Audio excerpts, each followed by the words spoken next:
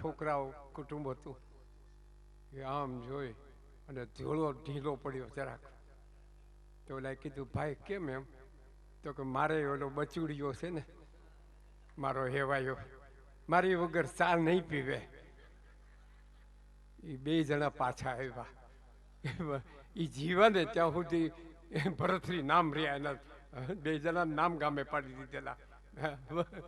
એટલે નામ થઈ જાય.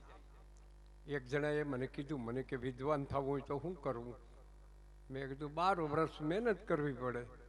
તો કે એટલો બધો ટાઈમ નથી, તાત્કાલિક વિદ્વાન થવું હોય તો શું કરવું? તો તાત્કાલિક કેટલા દિવસમાં થવાય?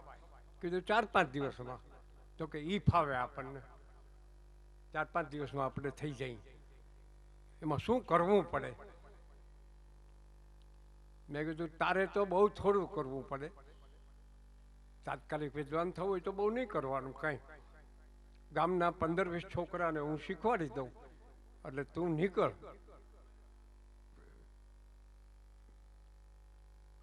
અને એ વિદ્વાન છોકરાઓ કહે ને એટલે તારે લાકડી લઈને ખાલી મારવા દોડવાનું, મારવા નહીં, મારવા દોડવાનું બસ.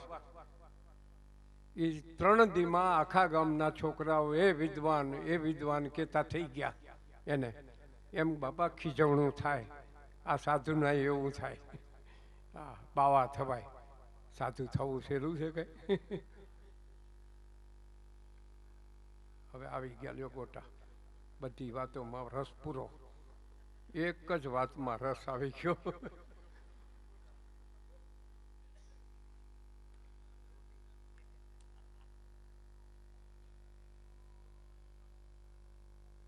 એક દીમાં કાંઈ નહીં થાય. તમે તમારે ધરાઈને ખાજો, હું ખાતરી આપું. નિરાતે આ એક બબે નહીં ખાતા. નિરાતે પ્રેમથી. આપણા બાપાના આશ્રમમાં કોઈ દી તૂટો પડતો નથી. પ્રેમથી ખાવાનું.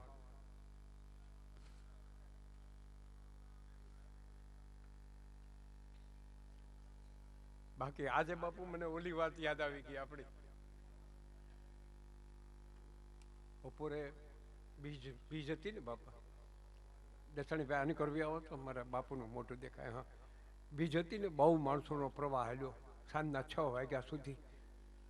એટલે મેં તો બાપાની એટલે બાપુને કીધું, મેં કીધું બાપા આ તો એની તમે દુઃખ સહન કરી શકો, દુઃખ સહન કરી શકો, પણ ગુરુની કૃપા થાય ને એ સહન કરવું બહુ અઘરું છે.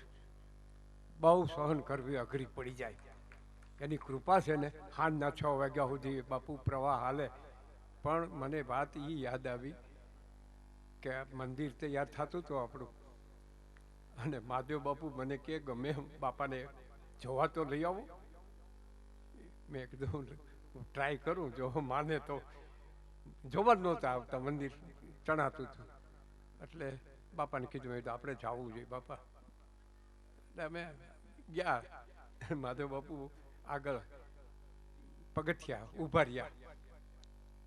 આમ પગથિયાથી આમ સામું જોઈને કે મહાદેવ આ હું આ દેરીયું નાની નાની ઘોકલા જેવી કરી. કારણ કે નજીકથી આપણા મંદિરનું આખો નકશો એવો છે, હાવ નજીક લાગે, આગેથી જ આમ વિશાળ લાગે. આવું નાની નાની ઘોકલીઓ કરી મહાદેવ. તો કે બાપા એ તો આપણી કેપેસિટી હોય ને. ધનસુખનાથ બાપુ, મહાદેવ બાપુ કે આપણી કેપેસિટી હોય એ પ્રમાણે કરાય ને મંદિર. આપણી કેપેસિટી હોય એ પ્રમાણે કર. એક પગ આ પગથિયે, એક પગ આ પગથિયે આમ ઊભા હતા બાપા, અને આમ પાછા ફર્યા. એ મહાદેવ બાપુને યાદ છે.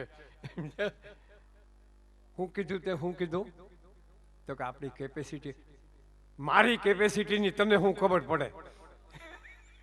મારી કેપેસિટીની તને શું ખબર પડે? પછી જે શબ્દ કીધો એ તો હું નહીં કહું, પણ જે ખીજાણા એ મારી કેપેસિટી, તું મને મારી કેપેસિટી તું માપી શક?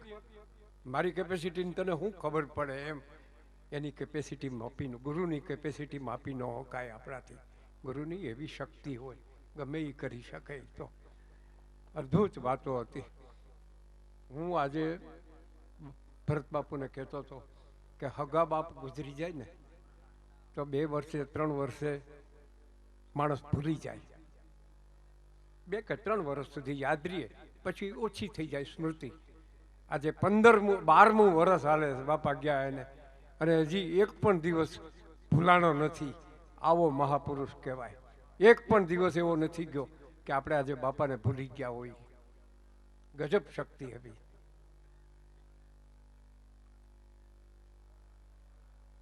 હવે ગોટા ખાતા ખાતા ગઝલ સાંભળવી છે કે કેમ કરવું છે બાપુ? આવી જાય બસ, આ લોકો નાસ્તો કરી લે પછી આપણે કરીએ.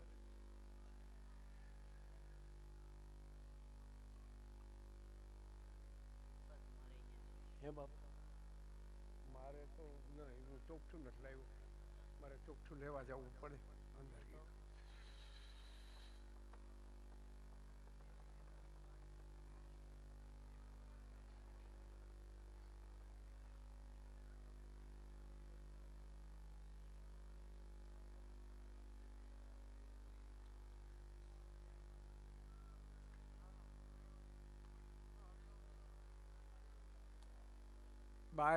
બાય ને 2 માણસને વાંધો પડ્યો ને બાપુ, તો ઓલો કે હું સાધુ થઈ જાઉં, ગિરનારમાં ચલે જાઉં. અરે કે ક્યાંય નથી હું. તો કે નહીં, મારે સાધુ થઈ જવું. પણ કે તમે સાધુ થઈ જાઓ પછી ખાવા કોણ દેશે? તો કે ભિક્ષા માંગ કે ખાઉંગા. હિન્દી તો તરત શરૂ કરે. હા, એ તો એક પાકું. ભિક્ષા માંગ કે ખાઉંગા. તો કે તમે ભિક્ષા લેવા જશો, ત્યાં બાઈ ના પાડશે તો દૂસરે ઘર જાઉંગા.